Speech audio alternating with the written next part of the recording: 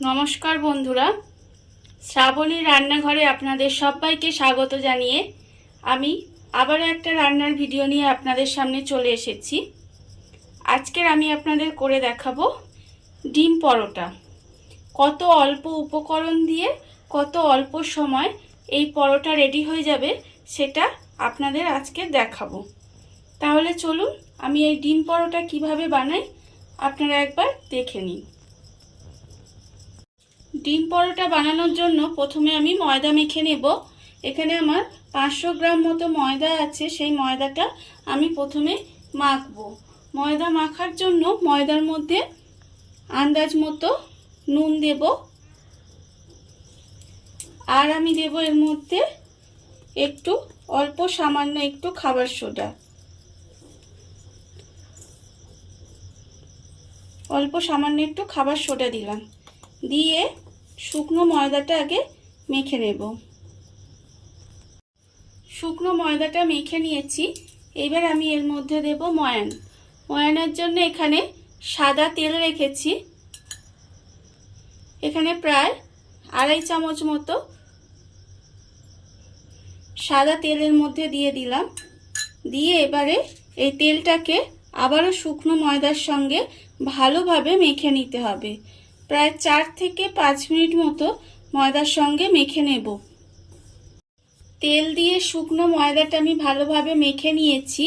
দেখুন, ময়দা যখনই মাখবেন এইভাবে ডেলা হয়ে যাবে, আবার হাত দিয়ে ভেঙে দিলে ভেঙে যাবে। এইভাবে কিন্তু শুকনো ময়দাটা আমি আগে মেখে নিই। এবারে এতে জল দেব। এখানে কিন্তু আমি একদম হাতে সহ্য হয় এরকম উষ্ণ গরম জল রেখেছি, সেটা দিয়ে অল্প অল্প দিয়ে আমি ময়দাটা মেখে নেব। একেবারে অনেকটা জল দেব না, অল্প অল্প জল দেব আর ময়দাটা মাখতে থাকবো। এইভাবে একটা ডো বানিয়ে নিতে হবে। ময়দাটা আমার ভালোভাবে মাখা হয়ে গেছে। এবারে আমি ময়দার মধ্যে অল্প একটু তেল দেব। তেল দিয়ে আবারও ময়দাটাকে আমি ভালোভাবে মেখে নেব। তেল দিয়ে ময়দাটা আমি ভালোভাবে মেখে নিয়েছি। এবার এটা ঢাকা দিয়ে সরিয়ে রেখে দেব। আর আবার একটা অন্য প্লেট নিয়ে নিয়েছি, আর এরকম একটা গ্রেটার নিয়ে নিয়েছি। এখানে আমি আলু সেদ্ধ রেখেছি, 2খানা আলু এখানে আমি সেদ্ধ করে রেখেছি। সেই আলুটা এবারে এই গ্রেটার দিয়ে গ্রেট করে নেব। ময়দাটা আমার মেখে রাখা হয়ে গেছে। এবার কিন্তু আমি পুরটা রেডি করব। পুরটা রেডি করার জন্য প্রথমে আলুটাকে গ্রেট করে নেব। আলুটা আমি গ্রেট করে নিয়েছি। আপনারা চাইলে কিন্তু আলুটা হাত দিয়েও মেখে নিতে পারেন। এবারে আমি এখানে 2টো ডিম রেখেছি, সেই ডিমগুলো আমি এবারে ভালো করে গ্রেট করে নেব। ডিমগুলো খুব ভালো করে কিন্তু গ্রেট করে নিতে হবে। এইভাবে ডিম আর আলুটা এখানে আমি গ্রেট করে রেখে দিয়েছি। আর অন্যদিকে আমি গ্যাসটা অন করে কড়াটা বসিয়ে দিয়েছি। এইবারে আমি কড়ার মধ্যে 1 চামচ ঘি দেব। ঘিটা আমি একটু গরম হতে দেব। ঘিটা আমার গরম হয়ে গেছে। এবারে আমি এর মধ্যে দেব পেঁয়াজ কুচি। এখানে আমার একটা মাঝারি সাইজের পেঁয়াজ কুচি আমি রেখেছি, সেটা আমি এর মধ্যে দিয়ে দেব।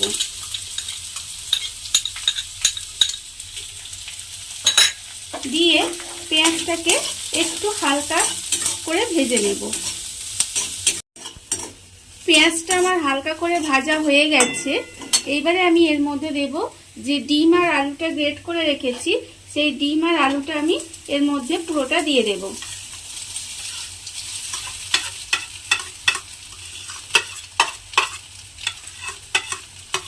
ডিম আলুটা আমি এর মধ্যে পুরোটা দিয়ে দিলাম। দিয়ে এবার ভালোভাবে এই ভাজা পেঁয়াজের সঙ্গে মিশিয়ে নিতে হবে। গ্রেট করা ডিম আর আলুটা আমি কড়ার মধ্যে দিয়ে দিয়েছি, আর দিয়ে পেঁয়াজ ভাজার সঙ্গে ভালোভাবে মিশিয়ে নিয়েছি। এইবারে আমি এর মধ্যে দেব সামান্য নুন, আন্দাজ মতো নুনটা দিয়ে দেব। আর আমি এর মধ্যে দেব একটা ভাজা মশলা করে রেখেছি। এখানে আমার আছে 2টো শুকনো লঙ্কা আর 3টে ছোট এলাচ আর 4টে লবঙ্গ, অল্প একটু দারচিনি, আর আছে গোটা জিরে ছোট চামচের হাফ চামচ মতো। সেটা আমি শুকনো খোলায় ভেজে গুঁড়িয়ে রেখে দিয়েছি। সেই ভাজা মশলাটা আমি এর ওপরে দিয়ে দেব। ভাজা মশলাটা আমি 1 চামচের মতো এর ওপরে দিয়ে দিলাম। দিয়ে আবারও এর সঙ্গে ভালোভাবে মিশিয়ে নেব। ভাজা মশলাটা দিয়ে আমি ভালোভাবে একটু নেড়ে চেড়ে ভাজা ভাজা মতো করে নিয়েছি। এইবারে আমি এর মধ্যে দিয়ে দেব কিশমিশ। এখানে আমি কিশমিশ কুচিয়ে রেখেছি, সেই কুচনো কিশমিশটা আমি এর মধ্যে দিয়ে দিলাম। দিয়ে আবারও একটু নাড়াচাড়া করে একটু ভাজা ভাজা করে নেব।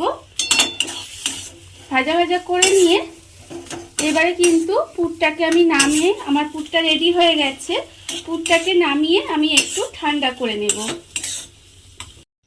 পুরটা আমি ঢেলে ঠান্ডা করে নিয়েছি, ঠান্ডা করে রেখে দিয়েছি। এবারে আমি যে ময়দাটা মেখে রেখেছিলাম সেই ময়দাটা আবারও হাত দিয়ে একটু মেখে নেব। মেখে নিয়ে এবারে ময়দা থেকে রুটির মতো বড় বড় করে লেচি কেটে নিতে হবে। প্রথমে পুরো ময়দাটা থেকে আমি প্রথমে একটু বড় সাইজের লেচি কেটে নেব। ময়দাটা আমি লেচি কেটে নিয়েছি। এইবারে লেচিগুলো থেকে এইভাবে বাটির মতো করে নেব। বাটির মতো করে নিয়ে এর মধ্যে আমি যে পুরটা বানিয়ে রেখেছিলাম সেই পুরটা আমি এর মধ্যে দিয়ে দেব। দিয়ে এইভাবে মুখটা ভালো করে মুড়ে দেব। মুখটা ভালো করে মুড়ে দিতে হবে। দিয়ে এইভাবে গোল করে নেব। এইভাবে কিন্তু প্রত্যেকটা লেচির মধ্যে পুরটা ভরে দিতে হবে। প্রথমে আবারও দেখুন, এইভাবে প্রথমে বাটি মতো করে নেব। করে নিয়ে তার মধ্যে পুর দিয়ে দেব। পুর দিয়ে এইভাবে মুখটা কিন্তু সিল করে দিতে হবে। সিল করে দিয়ে এইভাবে গোল করে নিতে হবে। এরকম ভাবে প্রত্যেকটা পরোটার মধ্যে আমি পুর ভরে নেব। প্রত্যেকটা লেচির মধ্যে পুর ভরে নিয়েছি আমি। এইবারে লেচিগুলো আমি ময়দা দিয়ে বেলে নেব। অল্প ময়দা দিলাম, দিয়ে এবারে হালকা হাতে এগুলোকে একটু বেলে নিতে হবে। পরোটাগুলো আমি আস্তে আস্তে বেলে নিয়েছি। আর অন্যদিকে গ্যাসটা অন করে চাটুটা বসিয়ে দিয়েছি। চাটুটা আমার গরম হয়ে গেছে।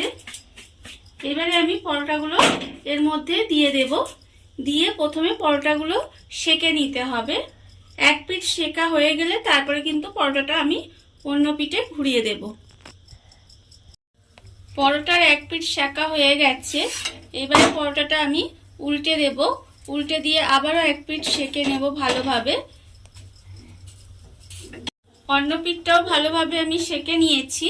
এইবারে আমি এর মধ্যে অল্প সাদা তেল দেব।